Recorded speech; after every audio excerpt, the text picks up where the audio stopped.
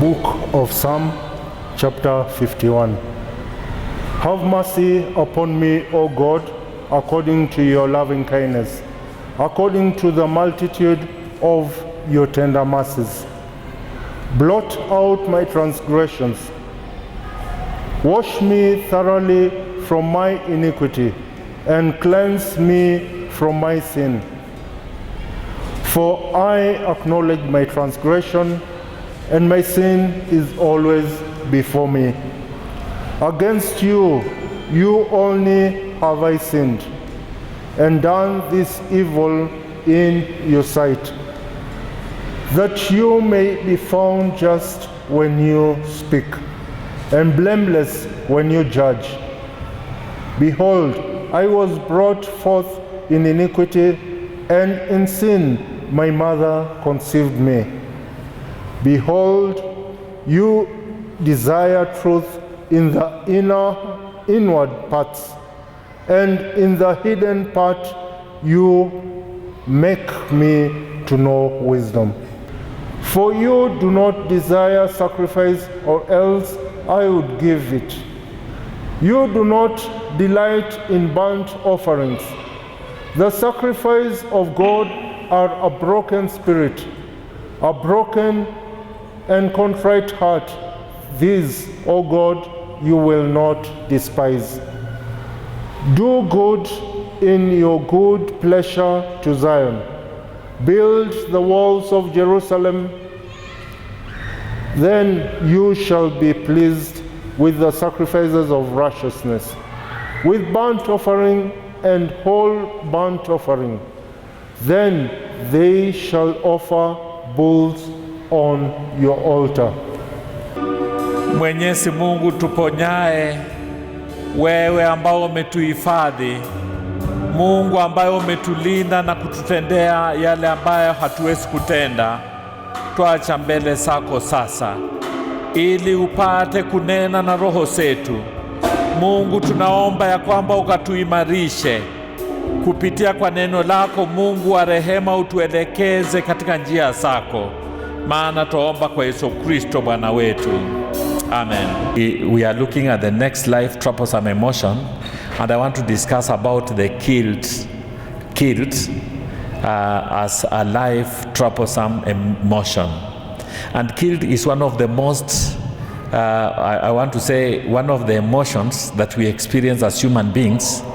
There are two types of guilt. One is called real, or we can call it objective guilt. And another one is called false, and I can call it subjective guilt. It can be called either real guilt or objective, and another one is called subjective guilt. Now, objective guilt occurs when you feel you have broken the law. You feel you have broken the law. If you read this verse, I guess David, who wrote this psalm, had a real guilt, or had real objective guilt, because he went and sinned, and he was feeling something in his heart that indeed I have sinned before the Lord. And so it was called the real guilt.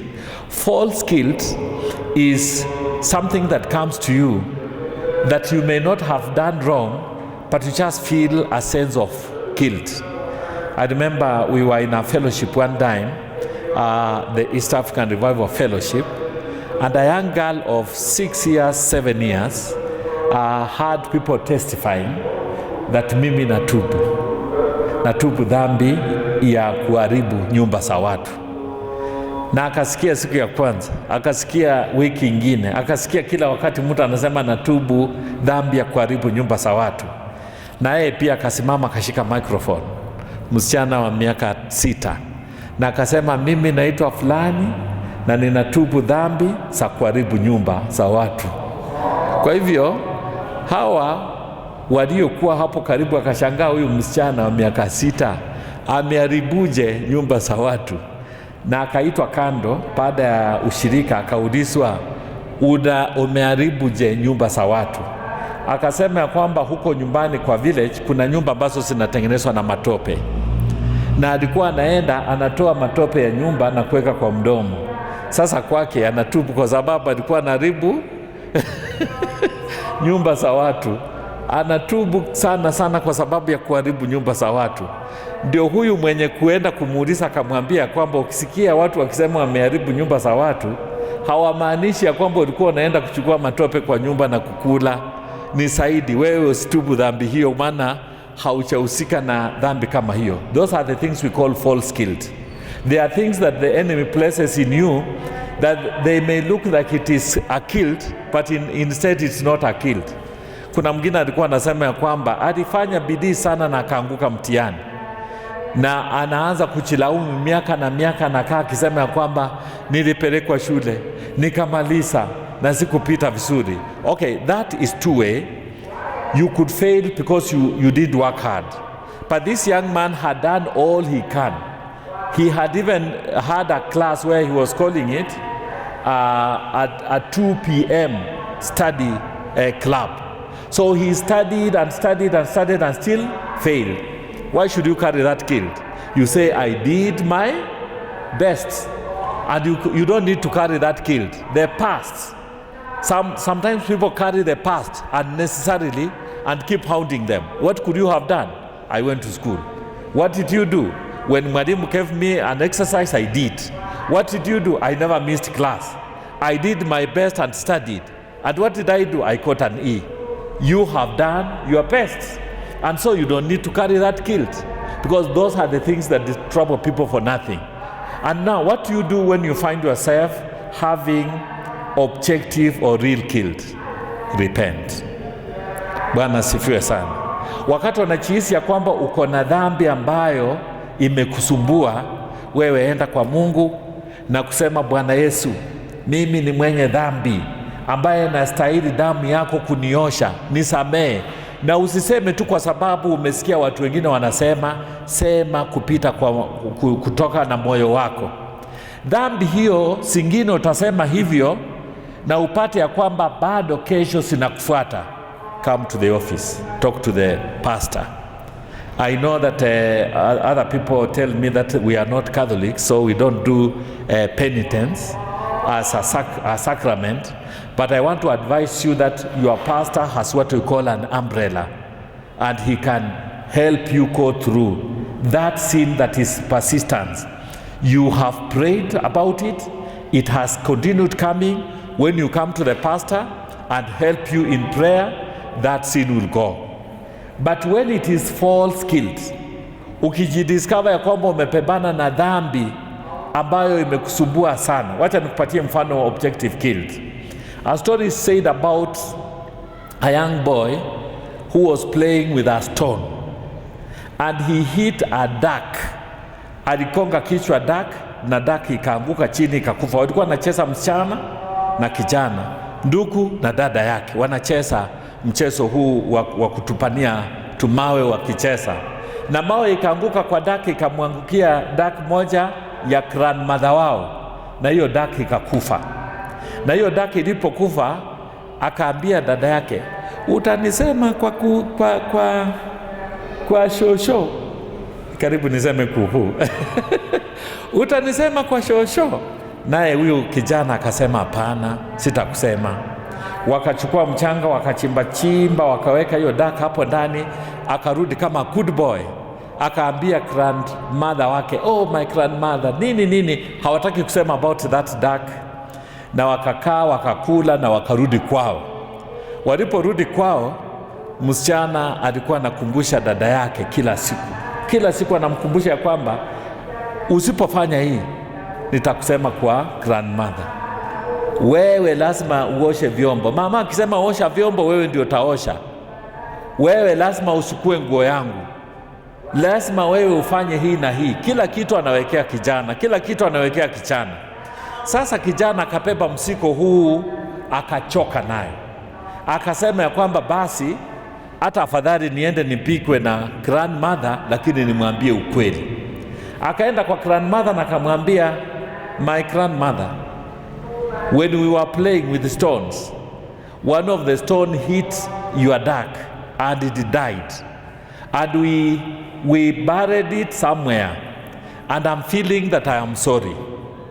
So the grandmother looked at the young boy and said, I saw. I was at the window, ama nilikuwa kwa dirisha na niliona ukirushia hiyo duck mawe, nikaona duck hiyo imekufa, na nikaona vile mlichimba shimo mkaiweka pale. Kwa hivyo ninajua kile kinafanyika. So kijana akaenda na uchasiri sasa kwa sister yake, akamwambia kwamba hautanitisha tena, mimi nimetengeneza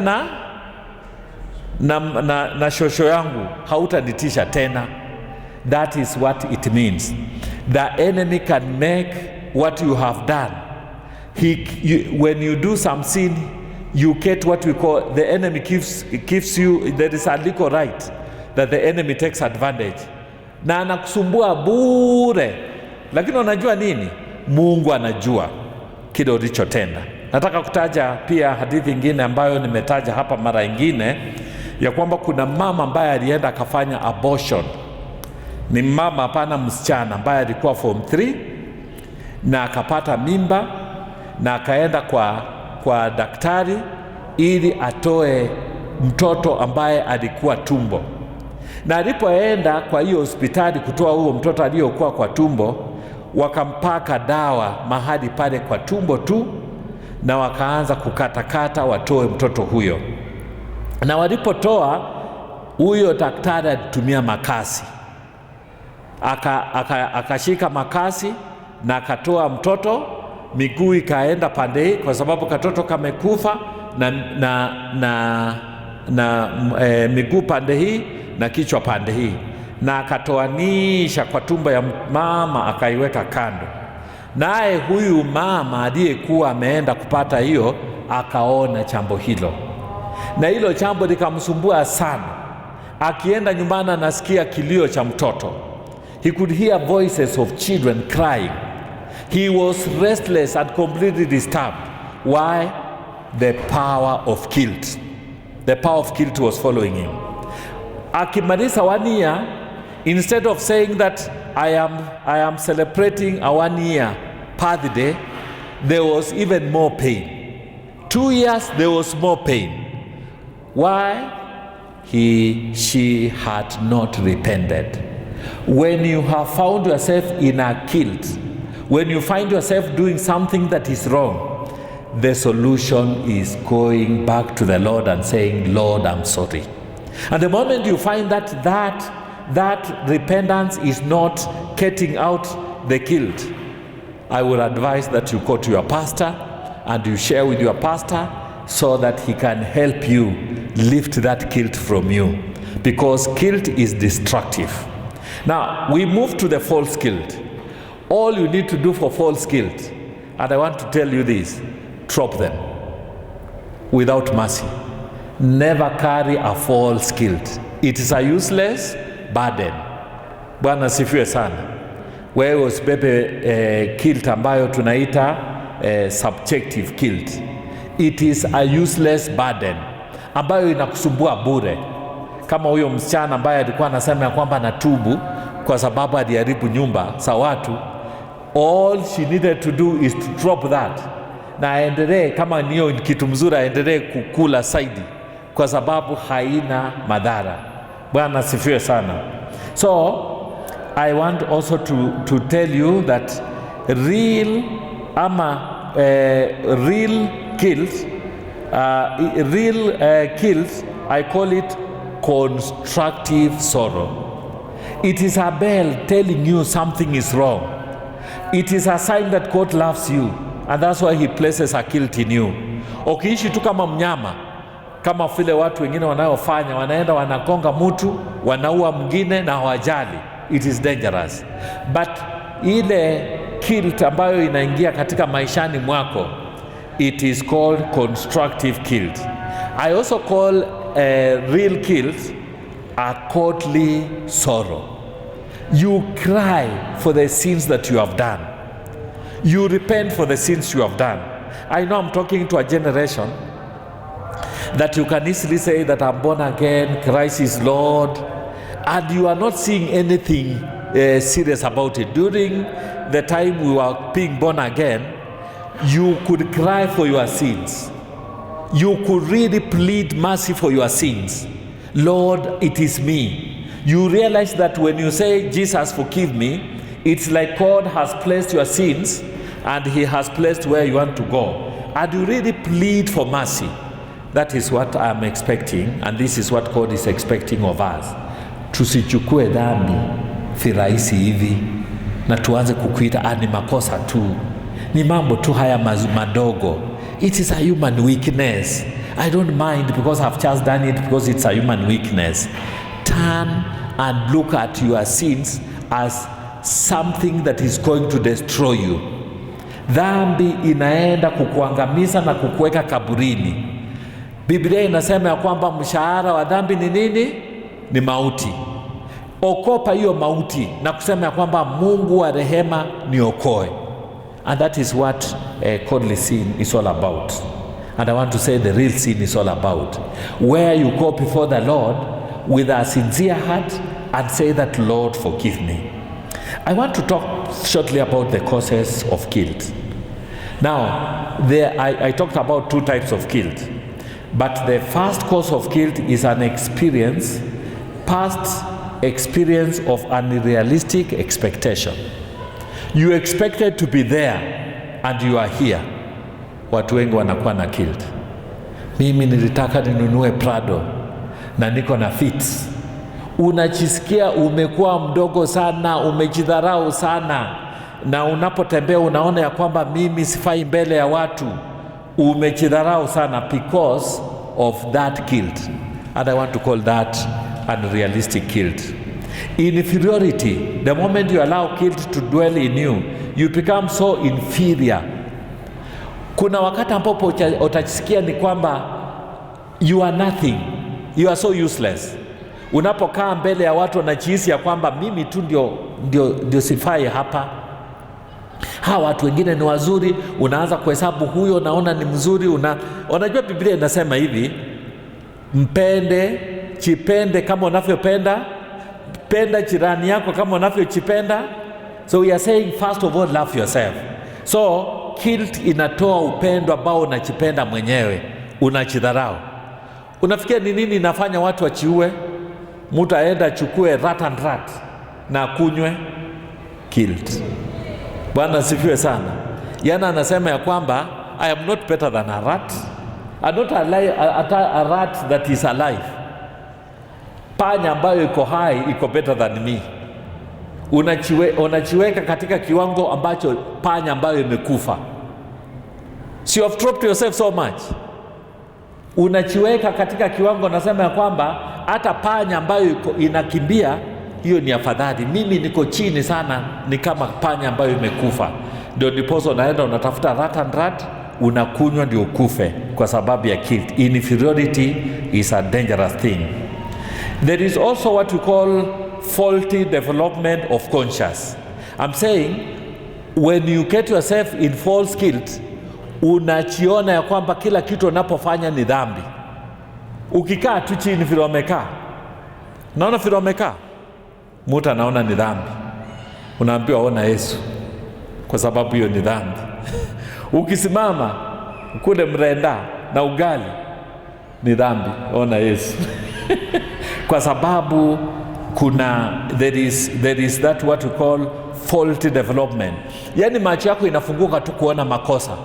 Naona aya nimefanya makosa hii, aya nimefanya makosa hii. So when you get yourself in that situation, know that you are in a situation that the enemy wants to destroy you.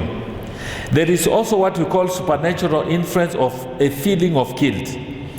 Watu waliokuwa wanaokuwa na shida hii wanakuwa na a supernatural feeling of guilt, and you just feel you are unforgiven. Kuna watu ambao hata ukiwafanyia namna gani. Ninapenda ibada yetu ya Uanglikana kwa sababu tunasema tumefanya dhambi, Mungu turehemu, na alafu ninainua mkono nasema Mungu wasamee, Mungu waokoe, Mungu walinde. But there are some who still believe I'm not born again. Na amekuja kanisani. na ameenda katika kanisa na akasema, all of you who sincerely repent of your sins, you love your neighbors and you intend to lead a new life, come with faith and take these holy sacraments. Bado anaona na dhambi, a supernatural influence of feeling of guilt, persistent feeling of guilt has also destroyed many people. I want to talk about preventing guilt. The first thing, uphold your values. Come up with values, come up with the principles. Na useme ya kwamba liwe liwalo, sitapita mpaka huu. And that's why I love the Tukutendesa Fellowship, because they give you the perimeters to operate on. You uphold the values. You say that I will never steal something. I want to tell you my personal experience when I became a minister of the word. A person looked at me who was a church elder and told me that anytime you see church money in a bag like this, look at it is like paper. Don't value it. Because the moment you stretch your hand and put there and take a pound, itakushawishi kesho hutachukua pound, utachukua 50 bob. Next time hautachukua 50 bob, utachukua 100. Na utaendelea hivyo. Na akasema ya kwamba hii pesa ambayo imeletwa katika madhabahu na ukule ndio inaleta madhara, si kwako tu, lakini kwa jamii yako. Bwana asifiwe sana. Then I made a vow, I will not touch money that is not mine. Whether it means I will walk on foot, whether it means I will stay hungry, I would rather stay hungry, but I will not touch the money that is not mine. Bwana asifiwe sana. Have boundaries, have values. Come up with personal values and say that I'm not going to go beyond here. Bwana asifiwe sana. Sitakusa kitu ambacho ni cha unachisi, na ukuwe na those principles, so that you are not just a Christian because opportunities have not come. Ati watu hawanioni, wacha niipe hapo. Uchukue values na useme ya kwamba sitakusa. The second one, wanasema kwamba let them have what we call constructive approach to express their have what we call constructive approach of life. And I want to talk about being positive. One of the things that has destroyed people with guilt is becoming extremely negative. You hate yourself, you hate your brother, you hate your sister, you hate doing everything, you just hate everything. What will happen? You find yourself repeatedly in a mess. But become positive for once.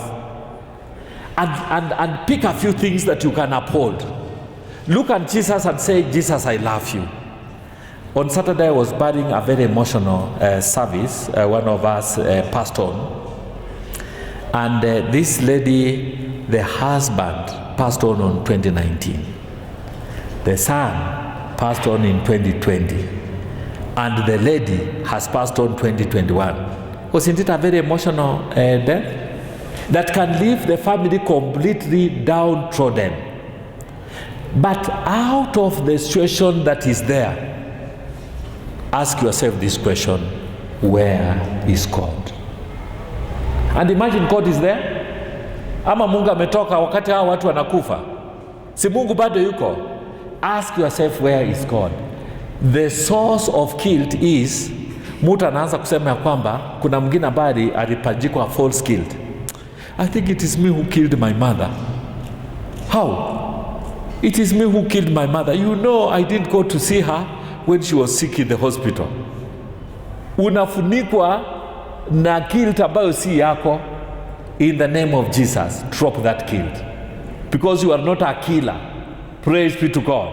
The Bible says, Lord, teach us to number our days.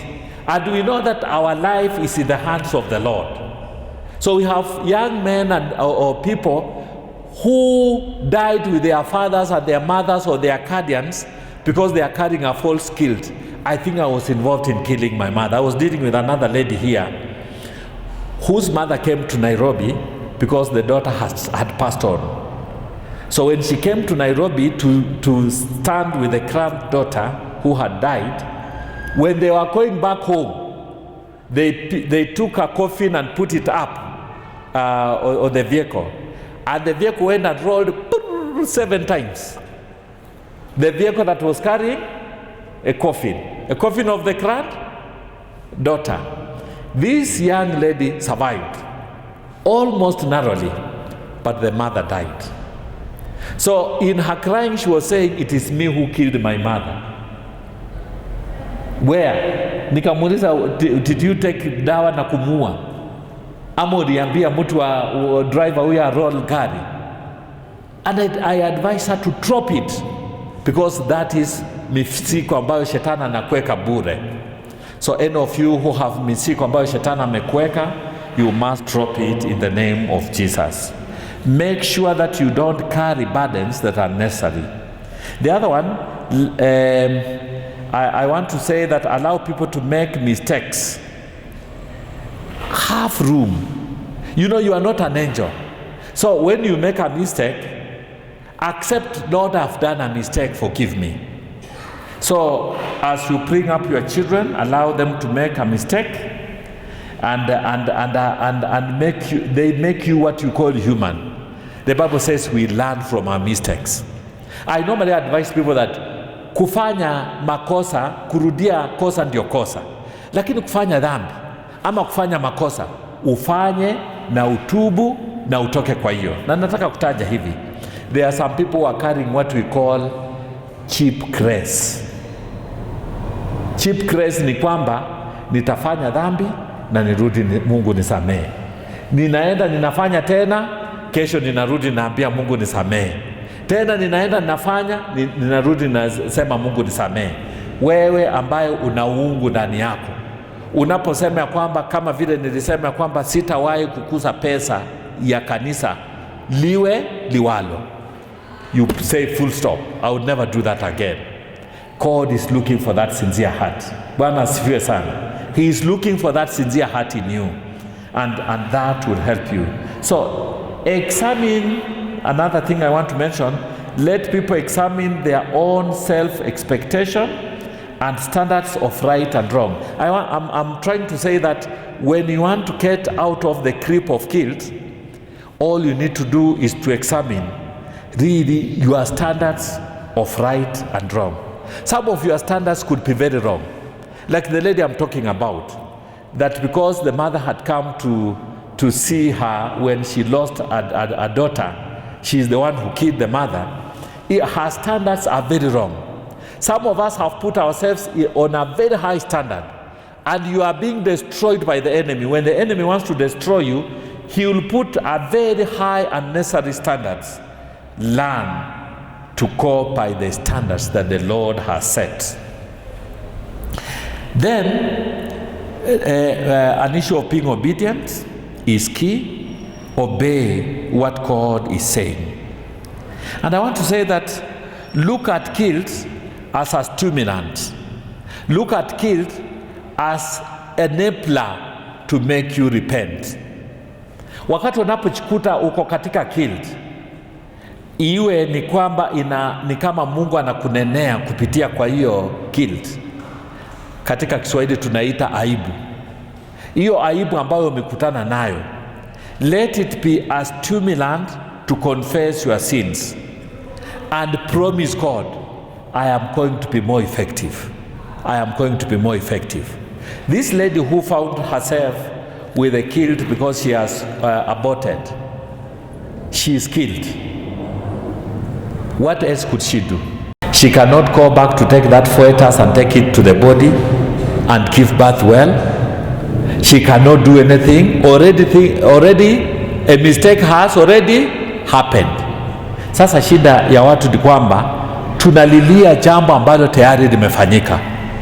Kama uliiba, kama uliingia katika usharati, kama uliingia katika uongo, kama uliingia katika mambo ya vita na imefanyika, the best and the only way out of that problem is repentance. Shetani hupenda sana kufunga hiyo mlango kwako na kukupatia what we call justification. Anakupatia haki yako na kukufahamisha kwamba ati you are not wrong. Kuna wengine wanafanya makosa na wanasema I am not wrong, I'm just okay. Know that you are treading on dangerous ground. Siri ya guilt ni kwenda kwa msalaba na kusema nisamehe. Na tumepatiwa mfano huu wa Daudi ambaye alikuwa mfalme, ambaye alikuwa na mambo yote aliyohitaji, lakini alipoenda mahali akachikuta ya kwamba ameingia katika dhambi ya usinifu, alianza kulia kilio hii. Kwa hivyo hii ni kilio cha Daudi akisema ya kwamba have mercy on me Lord according to your unfailing love. How I wish that all of us, how I wish that every Christian would create this cry in his heart, that I am a sinner, Lord have mercy on me. Lord have mercy on me because I'm a sinner. And when you do that, you get forgiven.